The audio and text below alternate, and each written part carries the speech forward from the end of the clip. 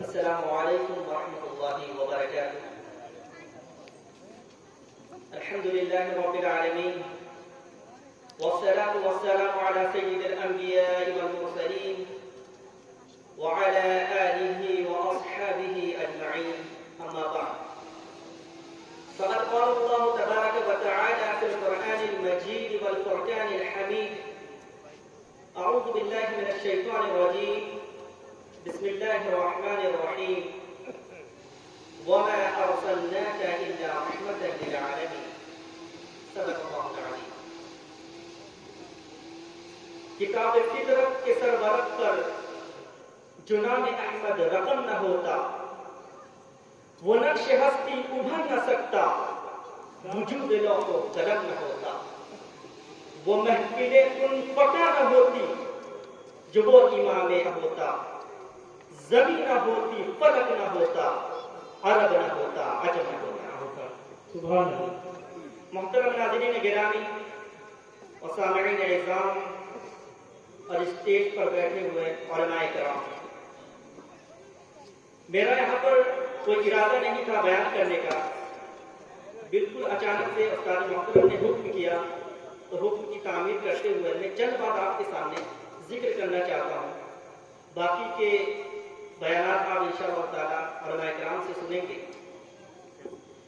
اس بابت تک مجلس میں جب ہم حاضر ہوئے ہیں اور ہم گھر سے یہ نیت کر کے نکلے ہیں اس مجلس میں اللہ اور اس کے رسول کی گفتگو کو سنیں گے، تو آپ لوگوں کو چاہیے کہ ادب و احترام کے ساتھ علماء کرام کی گفتگو کو سنیں اور اس پر عمل کرنے کی کوشش کریں، تو ہی اس جلسے کو کامیاب کہا جائے. صرف بھیڑ جمع کر لینا اور رات بھر جلسے کر لینا یہ کامیابی نہیں ہے جب تک کہ ہم اس پر عمل نہ کریں اور توجہ نہ دیں. بہرحال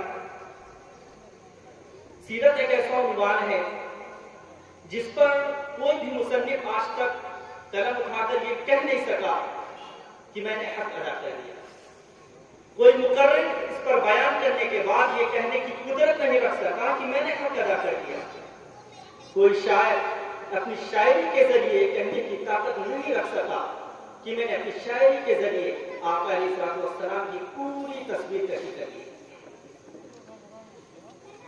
جب ہم کتب سماویہ، آسمانی صحیفے اور انسانیت کی تواریخ کو اٹھا کر دیکھتے ہیں تو ان تمام میں صرف ایک ہی ہستی ابھر کر سامنے آتی ہے جو جمیع فضائل و فضائل سے محلی اور ان گنت اوصاف حمیدہ سے آراستہ ہے. اور اس جامع اور کامل ذات کے متعلق کسی نے کیا خوب کہا ہے، بعد از خدا بزرگ تو یہ قصہ مختصر. اور ایسا ہو بھی تو کیوں نہ ہو، عام انسانوں کی تو بات چھوڑیے، حضرت آدم علیہ السلام سے لے کر حضرت عیسیٰ علیہ السلام تک جو نبیوں کا مبارک سلسلہ جاری رہا ہے، جو ان کے اندر خوبیاں نہیں ہیں، وہ تمام کی تمام خوبیاں ایک واحد ہستی کے اندر جمع کر دی گئی. ہمارے نبی کی ذات میں آدم کا خلق، شیش کی معرفت، نوح کی شجاعت، ابراہیم کی دوستی، اسماعیل کی زبان، اسحاق کی رضا، صالح کی فصاحت، لوط کی حکمت، موسیٰ کی سختی، ایوب کا صبر، یونس کی اطاعت، یوشع کا جہاد، الیاس کا وقار، یحییٰ کی پاک دامنی اور عیسیٰ کا زہد بدر کے ختم ہونا. یہ برگزیدہ ہستی صرف ایک طبقہ، ایک قوم، مخصوص زمان اور محدود مکان کے لیے نہیں بھیجی گئی بلکہ پوری انسانیت کے لیے مبعوث ہوئی ہے. اللہ تبارک و تعالیٰ قرآن مجید میں ارشاد فرماتا ہے وَمَا أَرْسَلْنَاكَ إِلَّا كَافَّةً لِلنَّاسِ بَشِيرًا وَنَذِيرًا. ہم نے آقا علیہ السلام کو، پیغمبر محمد صلی اللہ علیہ وسلم کو تمام لوگوں کے لیے خوشخبری سنانے والا اور ڈرانے والا بنا کر کے بھیجا. اور یہیں پر بس نہیں ہوتا ہے بلکہ آگے فرماتے ہیں اس کو رحمت للعالمین کا لقب دیتے ہیں اور فرماتے ہیں وَمَا أَرْسَلْنَاكَ إِلَّا رَحْمَةً لِلْعَالَمِينَ. ہم نے آپ کو تمام عالم کے لیے رحمت بنا کر کے بھیجا. عالمین یہ عالم کی جمع ہے. عالم کہتے ہی اس کو ہے جس کے اندر ساری چیزیں شامل ہو، چاہے وہ جناتوں میں سے ہو یا انسانوں میں سے ہو. چاہے وہ فرشتے ہو، چاہے وہ حیوانات ہو، جانور پرندے، ہر ایک اس کے اندر شامل ہے۔ آپ صلی اللہ علیہ وسلم ہر ایک کے لیے رحمت بن کر آئے۔ وَمَا أَرْسَلْنَاكَ إِلَّا رَحْمَةً لِّلْمُسْلِمِينَ یا لِلْمُؤْمِنِينَ نہیں فرمایا، یہاں پر مطلق فرمایا للعالمین۔ اب اس آیت کو جب ہم فاتحۃ الکتاب یعنی سورہ فاتحہ سے جب جوڑتے ہیں تو یہ نتیجہ ظاہر ہوتا ہے کہ جس طرح اللہ تبارک و تعالیٰ کی الوہیت اور ربوبیت عام ہے، اسی طرح اس کی رحمت بھی تمام جہانات کو شامل ہے۔ آپ صلی اللہ علیہ وسلم کے رحمت کے کچھ پہلو میں آپ کے سامنے مختصراً ذکر کرنا چاہوں گا۔ عوام پر، سماج پر آپ صلی اللہ علیہ وسلم کی رحمت کس طرح کی رہی ہے وہ میں آپ کے سامنے ذکر کرنا چاہتا ہوں۔ رحمت للعالمین جو کہ آپ صلی اللہ علیہ وسلم کی پہلی صفت ہے، وہ نبوت کے بعد یہ ظاہر ہوئی کہ ضلالت و جہالت کی تاریکی میں ڈوبی ہوئی انسانیت کو رشد و ہدایت کی تلقین کرتے ہوئے فاران کی چوٹی سے یہ پیغام سنایا، قولوا لا الہ الا اللہ تفلحوا، کہ تم اللہ تبارک و تعالیٰ کی وحدانیت کا اقرار کرو، اللہ تبارک و تعالیٰ کو ایک معبود مانو تو تم کامیاب ہو جاؤ۔ اسی طرح انسانی اقدار کا معیار اتنا گر چکا تھا کہ لوگوں کو نفع پہنچانا تو دور کی بات، مزید لوگوں کو اور نقصان پہنچایا کرتے، ان کو تکلیفیں دیتے تھے، ظلم و ستم کرتے تھے۔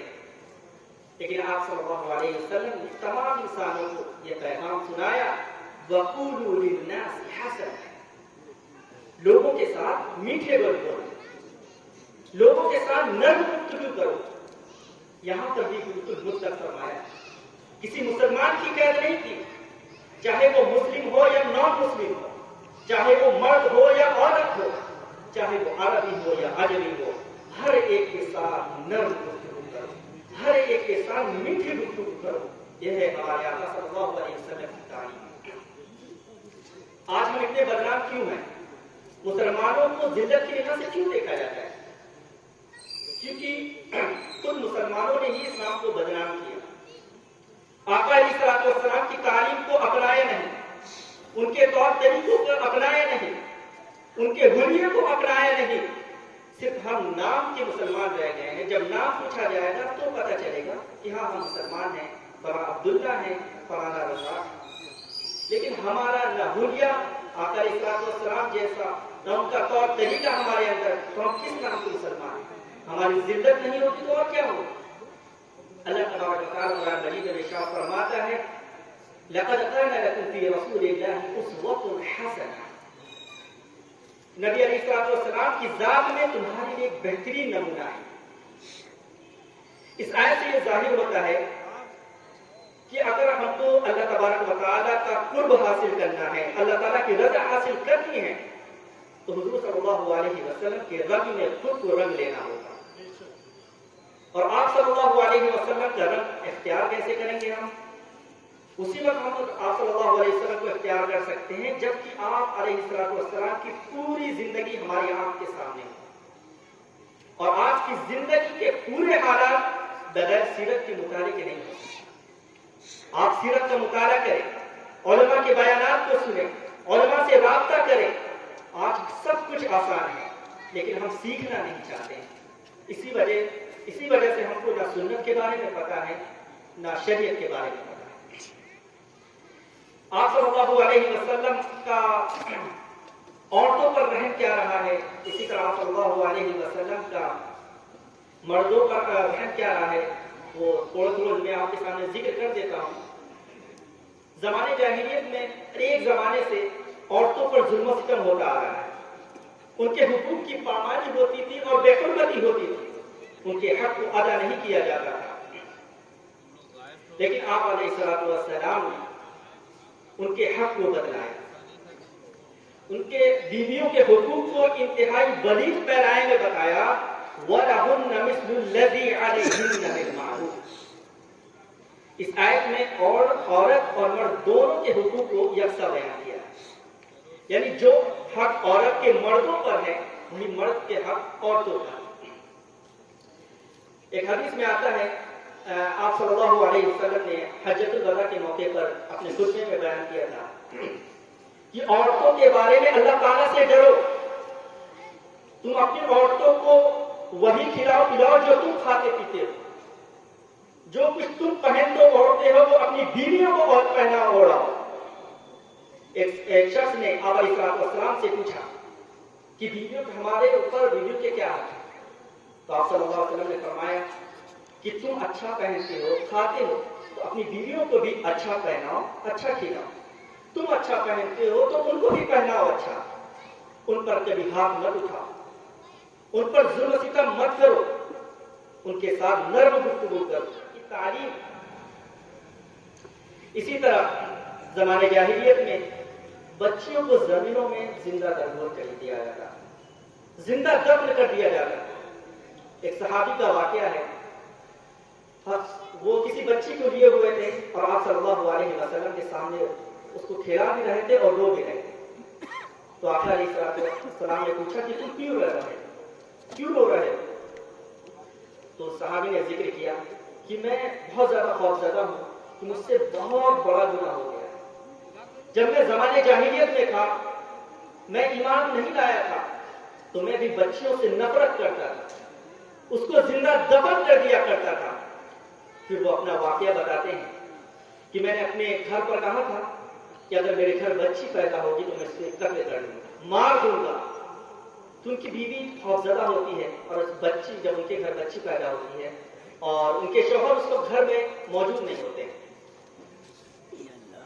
اپنی بچی کو اپنی بہن کے گھر بھیج دیتی ہیں اس خوف کی وجہ سے کہ کہیں اس کو قتل نہ کر دیں۔ تو کچھ عرصے بعد جب بچی تھوڑا بڑی ہو جاتی ہے اور ان کے والد بھی واپس آ جاتے ہیں تو ان کی بیوی سوچتی ہے کہ شاید ان کے دل میں محبت آ گئی ہوگی، ان کے ساتھ اچھا سلوک کرتے ہیں تو ان کو اطمینان ہو جاتا ہے۔ وہ بچی کو گھماتے ہیں پھراتے ہیں۔ اسی طرح ایک دن اس کو جنگل میں لے جاتے ہیں، اس کے بعد وہ گڈھا کھودتے ہیں تو بچی بھی گڈھا کھودنے لگتی ہے، گڈھے میں ڈالتے ہیں اور اس پر مٹی ڈالنے لگتے ہیں۔ جب بچی کو یہ احساس ہوتا ہے کہ مجھ کو دفن کیا جا رہا ہے تو وہ روتی ہے، چلاتی ہے، لیکن وہ شخص جلدی جلدی مٹی ڈالنے لگتا ہے تاکہ وہ دفن ہو جائے۔ اس کے بعد وہ بیان کرتے ہیں کہ جب میں دفن کر کے اپنی بچی کو گھر آ رہا تھا اس بچی کی آواز میرے کانوں میں گونج رہی تھی۔ میں اس بات سے خوفزدہ ہوں کہ اتنا بڑا گناہ ہم نے کیا ہے، کیا اللہ تبارک و تعالی ہم کو معاف کرے گا؟ آپ صلی اللہ ایمان لانے کے بعد میں نے بیٹیوں کی تعظیم سیکھی۔ آپ صلی اللہ علیہ وسلم نے بیٹیوں کو رحمت بتایا کہ جس گھر میں بیٹی پیدا ہوتی ہے وہ اللہ تعالیٰ کی رحمت ہوتی ہے۔ ذرا اس بچی سے پوچھیے، وہ آپ صلی اللہ علیہ وسلم کی ولادت پر، آپ صلی اللہ علیہ وسلم کے بعثت پر خوش نہیں ہوگی؟ کیا اس کو اس بات کی خوشی نہیں ہوگی کہ جاہلیت کے دور کو ختم کر دیا، بیٹیوں کو ان کو جینے کا حق دیا؟ آج جب بچی پیدا ہوتی ہے تو ہم فخر کرتے ہیں کہ ہمارے گھر ایک بچی پیدا ہوئی۔ اسی طرح یتیموں کے مالوں کو ہڑپ لیا جاتا ہے، ناحق ضبط کر لیا جاتا ہے، ان کے حق کو دیا نہیں جاتا ہے۔ تو آپ صلی اللہ علیہ وسلم نے ان لوگوں کو پیغام سنایا، وَلَا تَقْرَبُوا مَالَ الْيَتِيمِ إِلَّا بِالَّتِي هِيَ أَحْسَنُ، کہ یتیموں کے مال کے قریب مت جاؤ لیکن احسن طریقے سے۔ اس زمانے میں یتیموں کے مال کو لوگ کہیں قرض پہ دے دیتے تو کہیں پر بھی خرچ کر دیتے، لیکن وہاں پر ایک قانون بنایا، ایک رول بنایا کہ بچے جب یتیم ہو جائیں، اگر نابالغ ہیں ان کے مال کو حفاظت سے رکھو، جب وہ بالغ ہو جائیں تو ان کے مال کو اس بچے تک پہنچا دو۔ اس طرح آپ نے یتیم کے مال پر حق دکھایا۔ اسی طرح واقعہ موقع کے موقع پر آپ صلی اللہ علیہ وسلم نے لشکر کو روانہ کرتے ہوئے یہ ان کو نصیحت کی، یہ ہدایت کی کہ جب بندے اپنی عبادت گاہوں میں عبادت کر رہے ہوں تو تم ان سے کوئی تعارض نہ کرنا، کسی عورتوں پر ہاتھ مت اٹھانا، کسی نابالغ بچے کو قتل مت کرنا، کسی بوڑھے پر ہاتھ مت اٹھانا، اور نہ ہی ہر ایک طرف کو تم ہاتھ لگانا، اس کو کاٹنا۔ تو یہ میں نے دنیاوی اعتبار سے جو آپ صلی اللہ علیہ وسلم کی رحمت تھی اس کا تذکرہ کیا، اور اخروی اعتبار سے جو آپ صلی اللہ علیہ وسلم کی رحمت ہے وہ ذکر کر کے میں اپنی بات کو ختم کرنا چاہوں گا. کل قیامت کے دن جب نفسی نفسی کا عالم ہوگا، ہر ایک کو اپنی پڑی ہوگی. وہ والدین جو اپنے بچوں کے لیے سب کچھ قربان کرنے کو تیار ہیں، لیکن قیامت کے دن وہ اپنی جان کے لیے پریشان ہوں. والد کو اپنی پڑی ہوگی، بچوں کو اپنی پڑی ہوگی، شوہر بیوی جو آپس میں محبت رکھتے تھے، کل قیامت کے دن نفسی نفسی کا عالم ہوگا. شوہر کو اپنی پڑی ہوگی، بیوی کو اپنی پڑی ہوگی، انبیاء کو اپنی پڑی ہوگی، موسیٰ کو اپنی پڑی ہوگی، عیسیٰ کو اپنی پڑی ہوگی. جتنے انبیاء ہیں سب لوگوں کو اپنی اپنی پڑی ہوگی. صدیقین کو، صلحاء کو، کتب ابدال کو، سارے لوگوں کا عالم نفسی نفسی ہوگا. یا اللہ میری جان بخش دے، یا اللہ میری جان بخش دے. اسی دوران ایک آواز آئی، یا رب امتی امتی، یا اللہ میری امت، یا اللہ میری امت کو بخش دے. آپ صلی اللہ علیہ وسلم سجدے میں گر جائیں گے اور کتنی دیر رہیں گے یہ نہیں معلوم. اور اللہ تبارک و تعالیٰ کی ایسی حمد و ثنا کریں گے کہ جیسی حمد و ثنا آج تک کسی نے نہیں سنی ہو. تو اللہ تبارک و تعالیٰ کی رحمت کو جوش آئے گا. اللہ تبارک و تعالیٰ فرمائے گا ارفع رأسک، اپنے سر کو اٹھائیے، واشفع تشفع، شفاعت کیجیے آپ کی شفاعت قبول کی جائے گی، وسل تعطى، آپ سوال کیجیے آپ کو دیا جائے گا. تو آقا علیہ الصلوۃ والسلام فرمائیں گے کہ ان کے حساب و کتاب کو شروع کر دیجیے. تو حساب و کتاب شروع ہو جائے گا اور سبھی لوگ بیک زبان کہیں گے جزاکم اللہ. تو یہ ہے ہمارے آقا صلی اللہ علیہ وسلم کی رحمت انسانوں پر، مردوں پر، عورتوں پر، غلاموں پر، یتیموں پر، اور کل قیامت کے دن ہم جیسے گنہگاروں پر. اسی امت کے لیے جو آج ہم نہ سنت پر چلتے ہیں نہ شریعت پر چلتے ہیں، صرف نام کے مسلمان ہیں لیکن صرف ہمیں کلمہ پڑھا ہے. اسی کلمہ کی بدولت آپ صلی اللہ علیہ وسلم ہماری شفاعت کریں، ہماری سفارش کریں.